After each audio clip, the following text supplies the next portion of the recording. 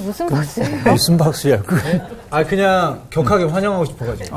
그랬어요. 네. 어떻게 격하게 환영할 수가 있어요? 왜요? 사사기가 오늘 끝나는 날인데. 맞아. 저는 그래도 선생님 더 중요해요. 오늘 책거리 하는 날이네요. 네, 끝나는 날이에요. 떡 만들어 왔어요? 상훈이 형이 약밥 만들어 왔습니다. 그렇지. 장모님이 만드셨습니다. 장모님이. 그렇구나. 네. 오늘 하여튼 사사기 공부했는데 이제 마지막. 정말 빠르다. 아름다운 이야기로 마쳤더라면 얼마나 좋을까. 그러니까요. 그런데 희망의 이야기가 아니라 어두움으로 끝나죠. 비극이야. 성경이 가지고 있는 힘 가운데 하나가 그런 것 같아요. 그러니까 성경에 등장하는 인물들이 우리가 생각하는 대단히 도덕적이라거나 인품이 좋다거나 그런 사람만 등장하지는 않습니다. 맞아요. 비틀거리고 넘어지고 실수투성이고 우리의 모습이에요. 하나님께 등 돌리고. 그래서 저희가 힘이 나요. 그거 가지고 뭐 힘이 날 것 같지는 않는데. 힘이 날 또 뭐 힘까지 나요? 방금 동의했잖아요. 왜 그래요? 언제요? 아니 힘도 나지 사실은.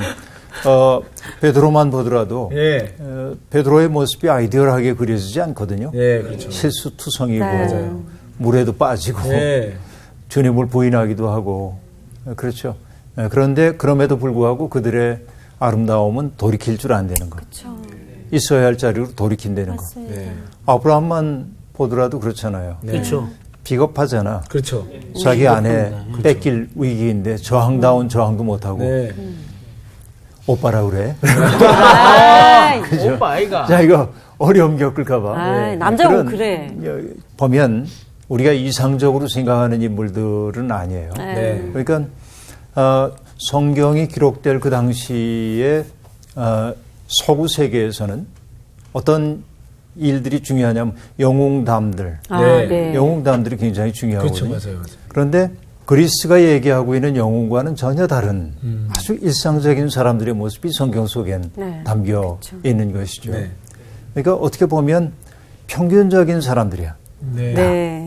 영웅담 속에 등장하는 그런 영웅들이 아니고 우리와 별반 다를 바 없는 성정을 가지고 있는 사람들이 등장하고 있죠. 그렇기 때문에 그들이 어떻게 실수를 하고 실수를 어떻게 극복해 가는지 이런 것들을 보여주죠. 그래서 오늘 우리가 사사기는 다소 우울한 이야기로 끝날는지 몰라도 그 다음에 희망이 또 연결되거든요. 그렇죠. 인간은 실수하고 인간은 망가뜨리지만 하나님은 인간의 실수를 통해서 새로운 역사를 시작하시죠. 그게 이제 역사이죠. 오늘 마지막 장 공부해 보겠습니다. 오늘 수업 사사기 28강 실로의 춤추는 여자들. 자, 이스라엘 사람들이 미스바에서 맹세하여 이르기를 우리 중에 누구든지 딸을 베냐민 사람에게 아내로 주지 아니하리라 하였더라. 백성이 베델로 이르러 거기서 저녁까지 하나님 앞에 앉아서 큰 소리로 우으며 이르되 이스라엘의 하나님 여호와여 어찌하여 이스라엘에 이런 일이 생겨서 오늘 이스라엘 중에 한 지파가 없어지게 하시나이까 하더니 이튿날에 백성이 일찍 일어나 거기에 한 제단을 쌓고 번제와 화목제를 드렸더라. 이스라엘 자손이 이르되 이스라엘의 온 지파 중에 총회와 함께하여 여호와 앞에 올라오지 아니한 자가 누구냐 하니 이는 그들이 크게 맹세하기를 미스바에 와서 여호와 앞에 이르지 아니하는 자는 반드시 죽일 것이라 하였습니다. 이스라엘 자손이 그들의 형제 베냐민을 위하여 뉘우쳐 이르되 오늘 이스라엘 중에 한 지파가 끌어졌도다. 그 남은 자들에게 우리가 어떻게 하면 아내를 얻게 하리요. 우리가 전에 여호와로 맹세하여 우리의 딸을 그들의 아내로 주지 아니하리라 하였도다. 또 이르되 이스라엘 지파 중 미스바에 올라와서 여호와께 이르지 않은 자가 누구냐 하고 본즉 야베스 길르앗에서는 한 사람도 진영에 이르러 총회에 참여하지 아니하였으니 백성을 계수할 때에 야베스 길르앗 주민이 하나도 거기 없음을 보았습니다. 회중이 큰 용사 12,000명을 그리로 보내며 그들에게 명령하여 이르되 가서 야베스 길르앗 주민과 부녀와 어린아이를 칼날로 치라. 너희가 행할 일은 모든 남자 및 남자와 잔 여자를 진멸하여 바칠 것이니라 하였더라. 그들이 야베스 길르앗 주민 중에서 젊은 처녀 400명을 얻었으니 이는 아직 남자와 동침한 일이 없어 남자를 알지 못하는 자라. 그들을 실로 진영으로 데려오니 이곳은 가나안 땅이더라. 온 회중이 림몬 바위에 있는 베냐민 자손에게 사람을 보내어 평화를 공포하게 하였더니 그때에 베냐민이 돌아온지라. 이에 이스라엘 사람이 야베스 길앗 여자들 중에서 살려둔 여자들을 그들에게 주었으나 아직도 부족하므로 백성들이 베냐민을 위하여 뉘우쳤으니 이는 여호와께서 이스라엘 지파들 중에 한 지파가 빠지게 하셨음이었더라. 회중의 장로들이 이르되 베냐민의 여인이 다 멸절되었으니 이제 그 남은 자들에게 어떻게 하여야 아내를 얻게 할까 하고 또 이르되 베냐민 중 도망하여 살아남은 자에게 마땅히 기업이 있어야 하리니 그리하면 이스라엘 중에 한 지파가 사라짐이 없으리라. 그러나 우리가 우리의 딸을 그들의 아내로 주지 못하리니 이는 이스라엘 자손이 맹세하여 이르기를 딸을 베냐민에게 아내로 주는 자는 저주를 받으리라 하였음이로다 하니라. 또 이르되 보라 베델 북쪽 르보나 남쪽 베델에서 세겜으로 올라가는 큰 길 동쪽 실로에 매년 여호와의 명절이 있도다 하고 베냐민 자손에게 명령하여 이르되 가서 포도원에 숨어 보다가 실로의 여자들이 춤을 추러 나오거든 너희는 포도원에서 나와서 실로의 딸 중에서 각각 하나를 붙들어 가지고 자기의 아내로 삼아 베냐민 땅으로 돌아가라. 만일 그의 아버지나 형제가 와서 우리에게 시비하면 우리가 그에게 말하기를 청하건대 너희는 우리에게 은혜를 베풀어 그들을 우리에게 줄지니라. 이는 우리가 전쟁할 때에 각 사람을 위하여 그의 아내를 얻어주지 못하였고 너희가 자의로 그들에게 준 것이 아니니 너희에게 죄가 없을 것임이니라 하겠노라 하매 베냐민 자손이 그같이 행하여 춤추는 여자들 중에서 자기들의 숫자대로 붙들어 아내로 삼아 자기 기업에 돌아가서 성읍들을 건축하고 거기에 거주하였더라. 그때에 이스라엘 자손이 그곳에서 각기 자기의 지파 자기의 가족에게로 돌아갔으니 곧 각기 그곳에서 나와서 자기의 기업으로 돌아갔더라. 그때에 이스라엘에 왕이 없으므로 사람이 각기 자기의 소견에 오른 대로 행하였더라. 정말. 네. 지난주 우리들이 봤던 게 베냐민과 이스라엘 총회가 벌인 전쟁이었습니다. 기억나시죠? 네. 하나님께 뭐라고 물었어요, 처음에. 누가 치러 갈까요? 네. 베냐민을 치러. 네. 유다가 치라. 이 전쟁은 기정사실. 네. 당연한 거로 여겼고. 패배하고 나니까 어떻게 했죠?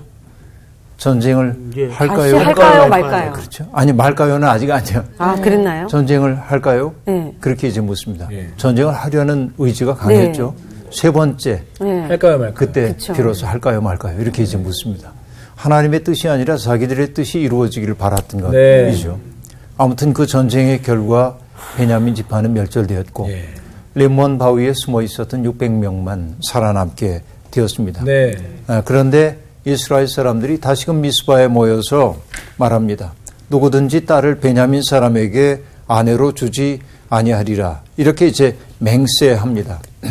베냐민 사람, 남겨진 베냐민 사람들에게 딸을 주지 않는다고 하는 것은 지난 시간에도 얘기했던 것처럼 베냐민 사람들을 이방인으로 취급한 거죠. 네. 네. 그쵸. 왜냐하면 이방인들과 통혼하면 안 된다고 얘기하고 있잖아요. 네. 바로 이런 상황이 그들에게 벌어지게 되었습니다. 그리고 백성들이 베델 앞에 모여와서 하나님 앞에 울면서 이제 탄식을 하죠. 근데 언제까지라고 하냐면 저녁까지. 아침부터 저녁까지인지 어쨌든 장시간 그 앞에서 울었다. 네. 이 좀 눈물을 이게- 어떻게 봐야 돼? 나도 좀 이게 이상해요, 선생님. 왜 울었어? 어찌됐든 이 전쟁의 시작은 이스라엘 백성들이 한 거였잖아요. 싸우려고 했었지. 네. 뭐 하나님 저희가 어떻게 할까요?라고 전혀 물어보지도 묻지도 않았었는데 이미 결정은 다 해서 자기들이 이렇게 싸움을 해서 전쟁을 일으켰었는데 이러고 나서 한 지파가 없어지면 하나님 앞에 이 우는 이게 그렇지. 너무 뻔뻔해요? 그냥 하는 척 하는 건지. 그러니까 저도 읽어보면 지금 뭐 한 이런 지파를 생각이 없애겠느냐, 없애느냐, 마느냐, 지금 그거를 지금 좀 약간 헷갈리는데. 네. 그러니까 여기 보면 지금 1절에서는 뭐냐, 베냐민 사람에게 아내를 주면 안 돼. 네. 그러니까 베냐민 사람을 이방인 취급하고 없애는 거예요. 없애려고. 그렇죠. 네. 그런데 이 뒤에 와가지고는 뭐라고 얘기하냐면 베델에 와가지고 하나님 앞에 울었대. 네. 한 지파가 사라지게 된 것을. 예. 근데 3절을 상훈 씨가 다시 한번 읽어주세요. 3절. 네.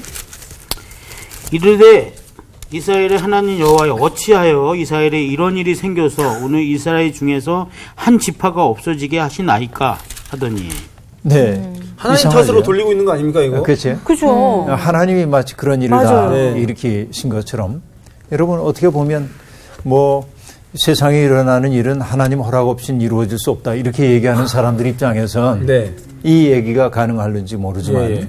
그러나 자기들이 저질러 놓은 일들을 하나님의 탓으로 돌리고 있는 인간의 전형적 모습이 여기에 드러나고 있습니다. 이걸 새 번역은 뭐라고 번역을 했냐면 어찌하여 이런 일이 이스라엘에서 일어났습니까? 오늘 한 지파가 끝내 이스라엘에서 없어지고 말았습니다. 라고 얘기하고 있습니다. 그러니까 한 지파라고 얘기했어요. 네. 베냐민 지파가 사라지게 되었습니다. 라고 말하지 않죠. 한 지파가 사라져서. 그러니까 이스라엘 총회의 중요한 것은 뭐냐면 12지파라고 하는 그 완전한 부족 공동체가 중요한 거지 베냐민에 대한 연민이 있다고 보기는 어려워요. 야, 끝까지 그런 거구나. 그러네요. 끝까지. 한 지파라고 하는 그 말 속에 담겨있는 그 뜻이 그런 것 아닌가 생각을 해보는 겁니다. 그러고 나서 그들이 뭘 했다고 하냐면 네. 일어나서 제단을 쌓고 번제와 화목제를 하나님 앞에 바칩니다. 네. 이것은 뭐죠? 참회하는 거죠. 번제하는 거는. 그리고 화목제라는 것은 하나님과 백성 사이에 소통의 통로가 열리는 것을 상징하기도 하죠. 네. 그 화목제를 하게 되면 하나님과도 화해를 이루는 거지만 이웃들과도 화해를 이루는 거죠. 이게 번제와 화목제의 의미입니다. 그럼 번제와 화목제를 드렸으면 달라져야 돼. 그렇죠. 행동이. 그렇죠.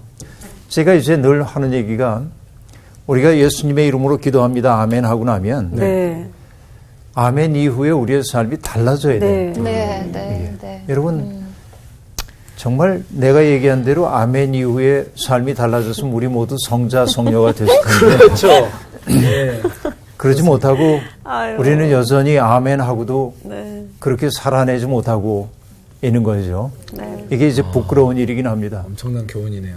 그러니까 지금 우리가 이제 번제와 화목제를 드렸으면 자기들의 소행에 대한 참회가 일어나고 예. 사실 번제의 희생제물을 불살라 바치는 것이지만 번제는 그건 뭘 상징합니까?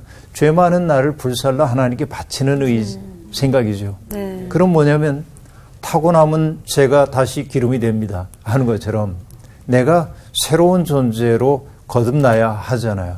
그런데 성경이 바로 뭐라고 하냐면 제단 쌓고 번제와 화목제를 바친 다음에 5절에 호전적인 말을 또 합니다. 네. 5절 민한 씨가 읽어주세요. 네. 이스라엘 자손이 이르되 이스라엘의 온 지파 중에 총회와 함께하여 여호와 앞에 올라오지 아니하는 자가 누구냐 하니 이는 그들이 크게 맹세하기를 미스바에 와서 여호와 앞에 이르지 아니하는 자는 반드시 죽일 것이라 하였습니다. 그럼 왜 이러죠? 또 죽음의 기운이 또 이제 들이오고 있어요. 아니 왜 이러죠? 회개했다가 다시 또 이렇게 칼날을 또 갈았다가 저는 무슨 생각이냐면 회개라기보다 그냥 형식적인 그런 것 같아요. 저도 어떤 그런 일들을 하고 나서 자신들의 자기는 주장을 거룩하다 더, 이거지. 확고하게 하기 위한 그런 지난번과 그러니까 똑같이 모든 걸 다 결정해놓고 뭐 하나님으로 포장을 했던 것처럼 지금도 어떤 진정한 어떤 회개나 그거는 아닌 것 같고 그냥 하는 척만 했던 것 같다는 생각이 막 들어요. 이렇게 해야 자기들 마음이 편하니까. 그런 것도 있어요. 그럴 수도 있겠다 진짜. 오, 야 예리하다 너. 맞다. 그래서 우리 그치. 예언자들이 했던 이야기 어떤 얘기입니까? 너희들이 하나님 앞에 바치는 제물의 향기 하나님이 뭐라고 얘기합니까? 냄새 역겨워. 맡기도 싫대 역겹다고 얘기합니다. 네. 너희들이 그 속옷하고 그러는 음악 소리 듣기 싫다고 얘기하거든요. 그러니까 모든 종교 행위가 삶이 동반되지 않은 종교 행위라고 하는 게 하나님께는 가증한 것이 될 수도 있어요. 그래서 전형적인 그런 모습을 보여주고 있어요. 여기에 화목제와 번제를 바치고 나서도 여전히 누군가를 죽일 것이라 하고 맹세를 하고 있는 이 상황이 등장하고 있습니다. 네. 그래서 지난 시간에도 전체주의로 가는 길 얘기를 했었는데 네. 결국 뭐냐면 여기에 총회에 동참하지 않은 사람들은 완곡하게 나는 그 총회 결의를 따를 수가 없다. 총회가 다른 의견을 허용하지 않으면 난 거기 가지 못해. 네. 이렇게 다른 의견을 얘기하는 거 아니에요. 네. 그래서 여러분 종교조차도 다른 의견을 말할 권리를 부인한다면 그 종교는 굉장히 폭력적인 행동이 될 수 있어요. 다른 의견을 말하는 거. 그래서 여러분 바벨탑 사건이라는 거 우리들이 잘 알고 있는데 그렇죠? 인간의 죄가 관영해지면서 사람들이 이제 신할 평온을 위해 바벨탑을 쌓아 올렸다고 얘기를 합니다. 그런데 이 바벨탑 사건에서 우리가 눈여겨봐야 할 것은 바벨탑의 재료야. 네. 뭘로 쌓았어요? 벽돌과 역청으로 네. 바벨탑을 쌓아 올렸다고 얘기를 하고 있습니다. 자, 이 속에 담겨있는 의미가 있어요. 벽돌이라는 건 뭐죠? 자연석이 아니라 벽돌이라는 건 규격화된 거 만들어내는 거예요. 예. 찍어내는 거예요. 조각을 해야 되네. 뭐 건축 재료니까 그럴 수도 있는데 결국 벽돌이라고 하는 것이 보여주는 게 뭐냐면 제국주의 체제를 보여주는데 진시황 같은 중국의 진시황 같은 왕들이 진나라를 시작하면서 맨 먼저 하는 게 뭐냐? 도량형을 통일합니다. 네, 맞아요. 마차 바퀴의 간격이라든지 이런 것들을 통일을 해요. 네. 왜? 그거를 통해서 제국을 일사불란하게 만드는 거예요. 이게 이제 재미난 거예요. 벽돌이라고 하는 것은 바로 제국이 시작되었음을 보여줘. 예. 그리고 역청이라고 하는 건 뭐죠? 틈없이 틈을 메꿔 가는 네. 것이죠. 이게 빈 틈이 없는 거예요. 예. 그러니까 빈틈없이 역청과 벽돌로 바벨탑을 쌓아 올립니다. 그렇죠? 여기에서는 다른 의견이 허용이 안 됩니다. 그래서 독재자를 뜻하는 딕테이터라고 하는 영어 단어는 네. 딕트는 말하다이고요. 네. 테이터하고 얘기하니까 단수형이야. 그래서 뭐냐? 딕테이터는 혼자 말하는 사람이야. 한 사람의 견해가 지배하는 거예요. 예. 이게 독재자예요. 독재자네. 그러니까 여러분 어떨 때 차를 타든지 그랬는데 그런 독재자가 있으면 아무도 입을 못 엽니다. 그분이 즐겁게 얘기하기 시작해야 비로소 그렇죠. 이제 말할 수 맞아요. 있어요. 느끼죠 그런 거. 분위기로 다 알죠. 분위기를 장악하는 사람들 네. 있잖아요. 그 독재하는 거죠. 네. 감정적 독재. 그러니까 독재자는 정확히 뭐냐면 혼자 말하는 사람이에요. 예. 거기에 반대되는 얘기를 할 수가 없어요. 독재자 앞에서는. 그래서 다른 의견을 말할 권리가 없는 거죠. 그 때문일 거예요. 아마 길라디 야베스 사람들이 그 모임에 동참하지 않은 것은. 그랬는지 모르겠어요. 네. 짐작입니다. 그죠? 그래서 사람들이 따져본 거예요. 그래서 그 길라디 야베스 주민들이 동참하지 않았다는 사실을 알게 되었고, 네. 그렇죠. 그래서 이제 사람들이 회중 12,000명을 거기로 보내서 얘기하는데 길라디 야베스 주민들을 어떻게 하라고 얘기해요? 부녀와 어린아이를 칼날로 치라. 이게 생각해보면 끔찍하죠. 네. 여러분 예수님 당시 예수님이 태어나셨을 때 헤롯이 베들레헴에서 사는 2살 밑의 아이들을 다 죽이라고 얘기를 하는데 영어 학살이 벌어지는데 예.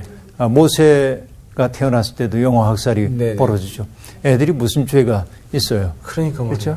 그러니까 여러분 도스토옙스키의 까라마조프 신의 형제들이라고 하는 소설에서도 보면 거기서 이반이 고민하는 게 뭐냐면 난 신이 있는지 없는지 모르겠어. 그러나 신이 있다 할지라도 무고하게 죽어가는 저 어린아이의 고통을 설명할 수 없다면 난 신 믿을 수 없다. 그렇게 얘기한단 말이에요. 그러니까 무고하게 죽임당하는 사람들이 있는데 이 부녀들과 어린아이들이 정의의 이름으로 학살을 당하고 있는 현장을 우리가 신앙적으로 볼 수 있겠는가요? 네. 어쨌든 그것이 그 당시의 문화였다 할지라도 그렇다는 얘기입니다. 그리고 여러분 보니까 부녀와 어린아이들 거기에 모든 남자와 전 여자, 잔 여자를 진멸하여 바칠 것이니라 하고 얘기합니다. 누구한테 바쳐요? 이게 역사 앞에 바칩니까? 하나님께 바칩니까? 이건 누구도 기뻐할 수 없는 일인데 그렇죠. 그렇게 그들이 하고 있는 겁니다. 그러고 나서 죽임을 면한 사람들은 뭐냐면 남자와 자본 일이 없는 처녀들입니다. 네. 그리고 400명이라고 얘기하고 그들을 실로 진영으로 데리고 왔다 하고 얘기합니다. 근데 여러분, 그들이 남자와 자지 않은 여자인지를 또 어떻게 알았을까? 그러니까요. 결혼하지 않았으니까 그렇다고 인정했나? 이건 알 수 없어요. 어떤 폭력이 이 속에 개입했는지 우리가 알 수가 없는 거예요. 여러분, 세계 도처에서 벌어지고 있는 여성에 대한 폭력과 학대 같은 것들이 있는데 특히 그 아프리카 여성들에게 행해지는 여성들에 대한 할례 관습 같은 것들도 있고요. 그러니까 끔찍한 일들이죠.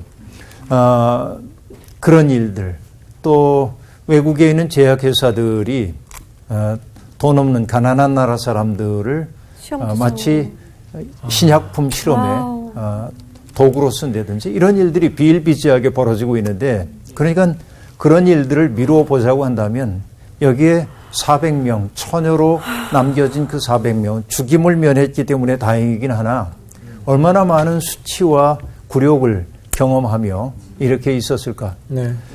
그들의 의사와 아무 관계없이 그렇죠. 그들의 의사와 아무 관계도 없이 누군가에게 또한 마치 물건처럼 넘겨져야 하는 그 여인들의 운명이 여기에 등장하고 있는 것입니다. 그렇죠.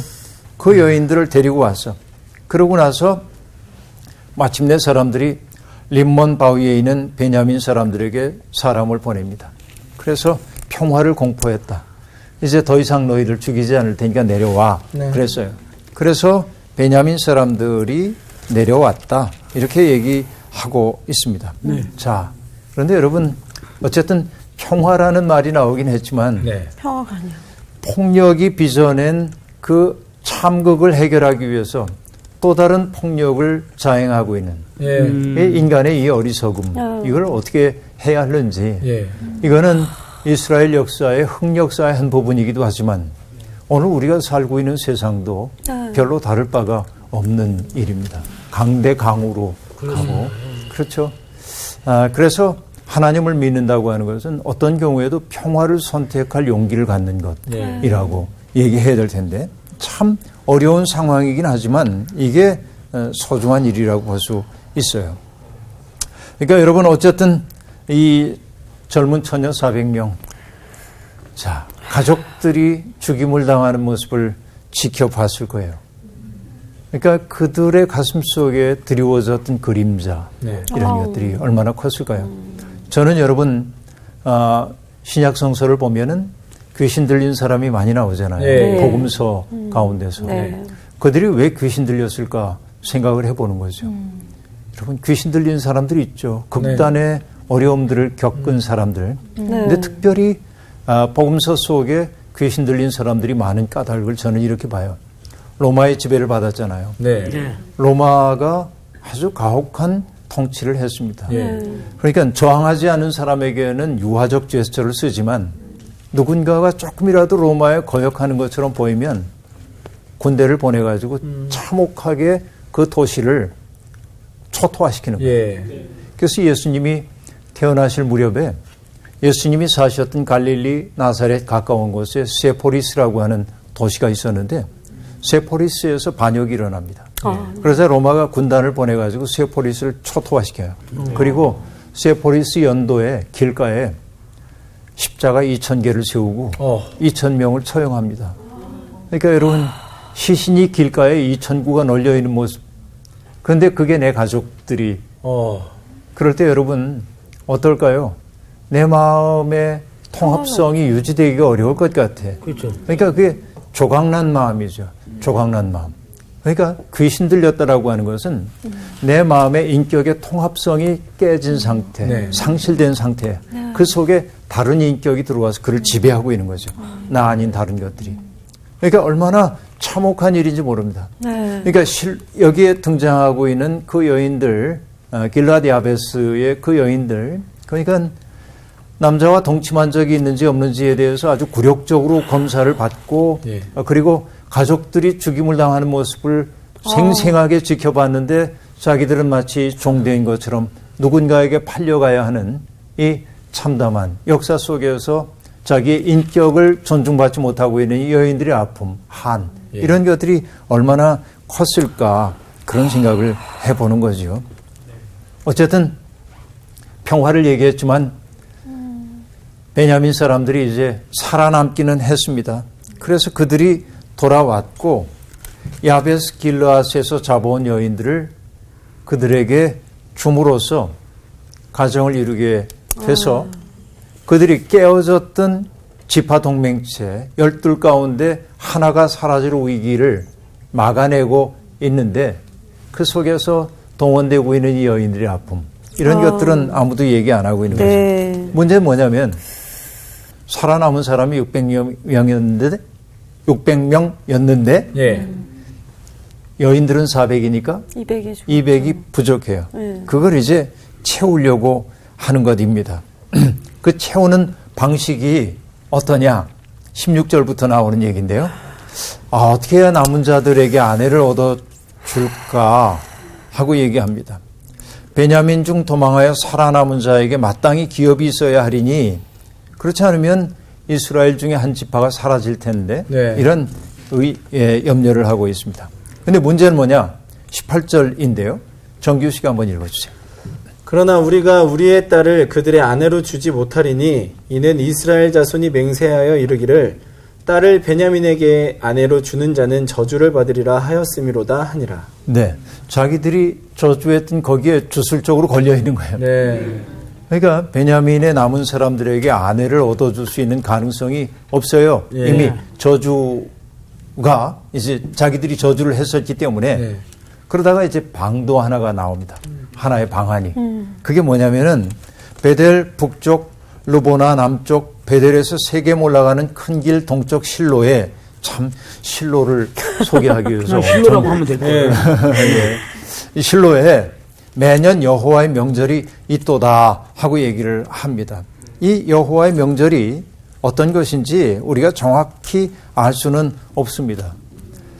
그런데 뭐냐면 그 실로에서 여자들이 춤을 추러 나온다. 그 축제 때. 그러니까 여자들만 춤을 추는 축제가 있는지는 모르겠어요. 실로 지역에서 그런 전통이 있긴 있었던 모양이에요. 그때 지금 어떤 방도냐면 베냐민 사람들에게 실로에 춤을 추러 오는 여인들이 있으니 매복하여 있다가 그 여인들을 붙들어다가 아내로 삼아 베냐민 땅으로 돌아가라. 소녀와 나무꾼이네요. 그러니까 저도 딱 그 생각했는데. 좋게 얘기하면 그렇고. 인신매매. 인신매매 그렇지. 인신매매. 그렇지. 나쁘게 말하면 인신매매. 그죠. 그 얘기예요. 그러니까 이건 뭐냐면 어떻게 보면 도둑질하지 말라고 하는 계명을 어기는 거죠. 그렇죠. 네. 그래서 도둑질하지 말라고 얘기할 때 그 성경이 10계명으로 얘기하는 도둑질하지 말라의 목적어는 대개 누구냐면 사람 도둑질하지 말라는 거거든요. 누군가를 요기해서 누구의 수단으로 삼는. 그러니까 물건 훔치는 것도 도둑질이지만 보다도 근본적인 것은 물건보다도 다른 거예요. 그러니까 사람 도둑질하는 거예요. 근데 여기는 지금 도둑질을 권장하고 있습니다. 그렇죠. 도둑질을 권장하고 있어요. 그러면서 뭐라고 말하냐면 그 가족들이 항의하면 어떻게 하라고 얘기를 하고 있죠? 우리가 변호해 주겠다. 우리가 변호해 주겠다. 은혜를 베풀어라. 사정이 이러저러하게 되었으니 너희들이 양해해. 그렇게 얘기를 해 주겠다는 겁니다. 그러면서 얘기합니다. 당신들이 자발적으로 여인들을 베냐민 사람에게 준 게 아니니까 우리가 했던 저주에 당신들 걸리지 않는다. 왜냐하면 약탈당한 거니까. 일종의 약탈혼이죠. 그런 상황이잖아요. 자기들이 정해놓은 딱 그 기준 때문에 하나님이 말씀해 주신 안 들려. 그 율법을 어기지. 계명을 저버리는 거잖아요. 그렇죠. 네, 그렇게 하고 있죠. 그래서 이 대목에서 정말 좀 속상한 게 뭐냐면 여성들은 남성들이 빚어낸 폭력적 현실을 해결하기 위해서 도구로 동원되고 있어요. 진짜. 그렇죠. 야베스 길르앗의 400명의 처녀들도 그렇고 실로에 춤추러 나왔던 여러분 춤을 춘다고 하는 것은 흥겨움 아니에요? 기쁨 아닙니까? 흥겨움의 자리가 약탈의 자리로 변하는 아, 이 정말. 무도한 진짜. 이런 현실들 그거 이제 보여주고 있어요. 그리고 나서 여러분 이제 그 문제가 해결이 됐습니다. 네. 그래서 춤추는 여자들을 숫자대로 붙들어 아내로 삼고 네. 자기 기업에 돌아가서 무너졌던 성읍들을 건축하고 거기에 거주하였다 하고 얘기합니다. 네. 그리고 이스라엘 자손들은 그때 비로소 각기 자기의 지파, 자기의 가족에게로 돌아갔으니 자기의 기업으로 다 돌아가게 되었다 하고 얘기하고 있습니다. 여러분, 레위인 첩의 참혹한 죽음에서 시작된 이야기가 네. 한 여인의 참혹한 죽음에서 시작된 이야기가 실로의 여인들에 대한 약탈로 마무리되고 있습니다. 와, 진짜 그러네. 그렇죠. 그리고 각 지파 사람들은 마치 아무런 일도 없었다는 것처럼 각자의 삶의 네. 자리로 돌아가 일상적인 삶을 살았겠죠. 자식 낳아 기르고 애 이쁘다고 얼러젖을 걷고 아내와 더불어 알콩달콩 살고 예. 그렇죠. 지금 폭력에 짙은 그림자 때문에 고통받는 사람들에 대한 배려는 여기에 없다고 얘기해야 하겠습니다. 그렇죠. 레위인 첩의 죽음, 또 한 지파에 대한 맹목적 그리고 무차별한 폭력, 네. 그리고 여성들에 대한 강제 납치, 그렇죠. 폭력과 배제와 혐오를 바탕으로 한 세상에 평화는 없다. 예. 그렇죠. 네. 폭력, 금방 얘기한 대로 폭력, 배제, 혐오, 이런 것들이 평화일 수가 없어요. 네. 그렇죠? 그래서 여러분, 성경이 우리에게 끝없이 얘기하는 게 아름다운 공동체라고 하는 건 뭐냐? 서로 용납하고 용서하라고 얘기합니다. 예. 그래서 적대감이 가득 차 있는 세상을 어떻게 환대하며 살 것인가를 고민하는 게 성도들에게 주어져 있는 과제라고 얘기할 수 있겠습니다. 네, 여러분, 이 사사기의 마지막 장, 마지막 절, 네. 그것은요, 나온시 25절 한번 읽어주세요. 그때에 이스라엘의 왕이 없으므로 사람이 각기 자기의 수견에 오른 대로 행하였더라. 네. 참. 그러니까 각자 자기 좋을 대로 네. 행했다. 그래서 원하는 거죠. 그러니까 사사기가 기록되고 있던 그 시대, 사사들의 시대, 일찍이 사사들 가운데서 이제 삼손을 마지막 사사로 해서 어쨌든 혼란의 세기가 계속되어 왔고 그 결론으로 25절 자기 소견에 좋을 대로 행했다라고 얘기해서 그래서 남성 중심 사회의 폭력적 위계가 만들어내는 야만성 예. 또 거기에서 빚어진 비극에 대한 고발로 이 책이 끝납니다. 예. 그래서 우울에 빠질 수가 있어요. 네. 그런데 바로 이어지는 책이 뭐냐면 룻기입니다.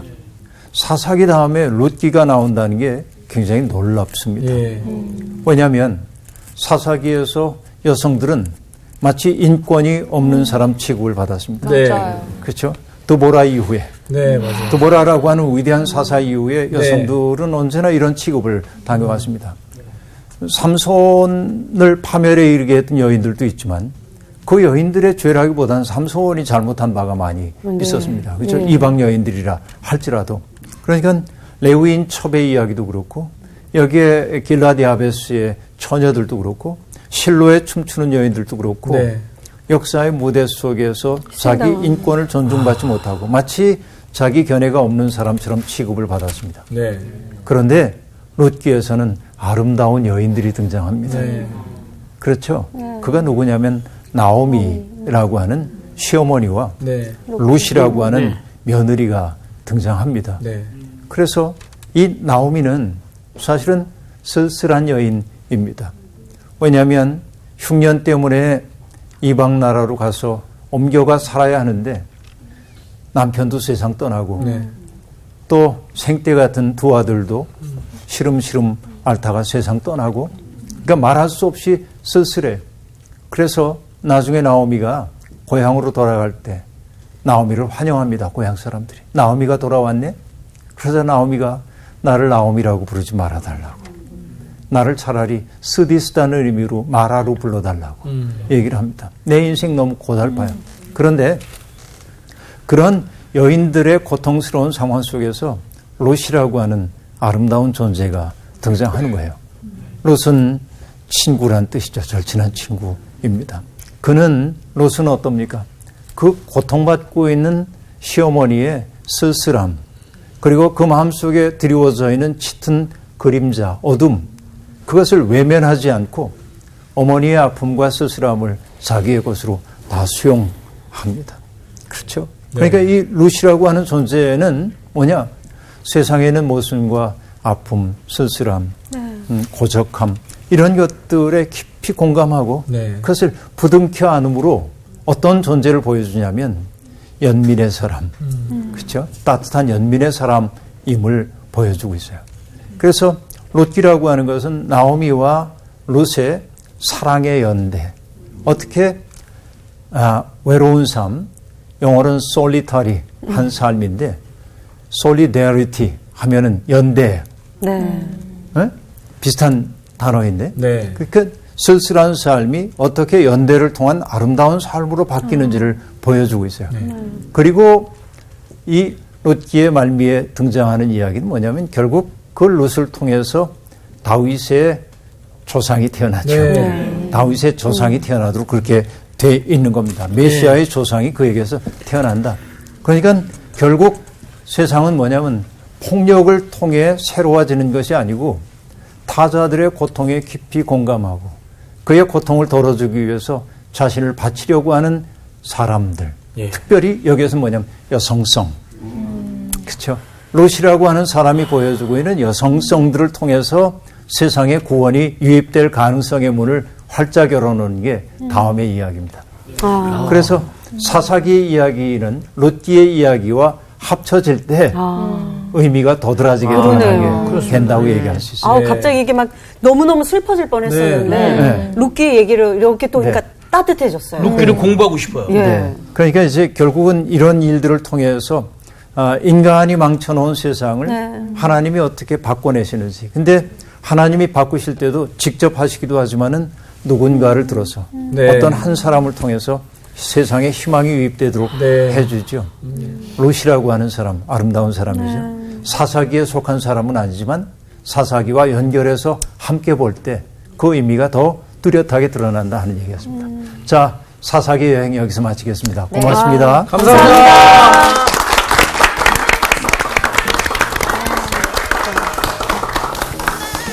저는 사사기를 이렇게 계속 읽으면서 느끼는 게 사사기에서 하나님의 역할이 이렇게 없어요.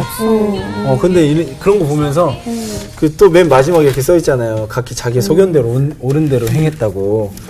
지금 나는 얼마나 나를 이야기하고 있는지, 하나님이 얼마나 내 삶에 지금 간섭하고 개입해 계시는지 좀 다시 한번 되게 깊이 되돌아보게 되네요. 그렇죠. 나는 계속 지금 이게 어떤 우리 여성들이 막 희생당하는 어떤 그런 얘기를 들으면서 가슴이 너무 답답했어. 그러니까. 막 한숨이 계속 나오고 막 이랬는데, 내가 그 당시에 그런 여인이었다면 분명히 춤추고 있었을 텐데.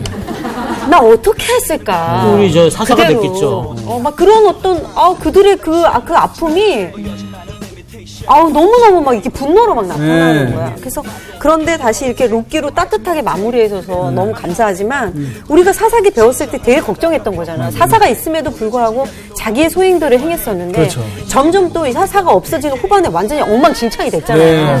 그렇죠. 역시, 우리 하나님을 붙잡고 살아야지 내 삶이 자기 소견대로 안 가. 모두 다 같은 마음이었던 것 같아요. 사사기 배우면서 이제 이런 장로들처럼 자기 옳은 거 막 얘기하는 사람들, 그런 사람들의 의견이나 이런 거는 우리가 많이 봤지만 이렇게 당하고 있는 희생당한 약자들 모습을 성경을 읽으면서도 많이 못 봤던 것 같아요. 우리 선생님이 딱 그런 이야기를 해주시면 너무 감사한 것 같아요. 그래서 그런 생각을 진짜 얼마나 깨서 하고 있었나? 그런 생각 많이 하게 돼서 우울해졌는데 롯기로 딱 마무리 해주셔가지고 역시 소망은 하나님한테 있고 하나님은 다 이 모든 것들을 알고 계시면서 좋은 쪽으로 인도해 주시는구나 그런 마음이 들어서 위로를 받았어요. 그럼 이제 우리가 또 왕이신 하나님을 찾으면서 그죠? 우리 석수형 이야기대로 우리 지금까지 애쓰시고 고생하셨던 우리 김기성 목사님 사사기 정말 긴 시간 동안 맞아. 수업해 주셨는데 우리 박수! 박수! 감사합니다.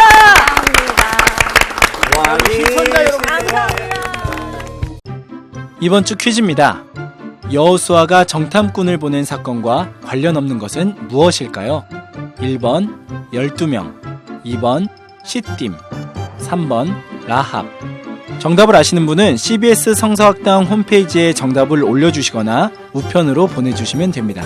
선정되신 분들에게는 하나님의 말씀을 전 세계에 보급하는 대한성서공회에서 성경, 송태근 선생님의 교회가 알고 싶다, 김기석 선생님의 요, 예레미야 산책, 끙끙 앓는 하나님, 성경 통독을 위한 최고의 자습서 성경 2.0 가운데 하나를 드립니다.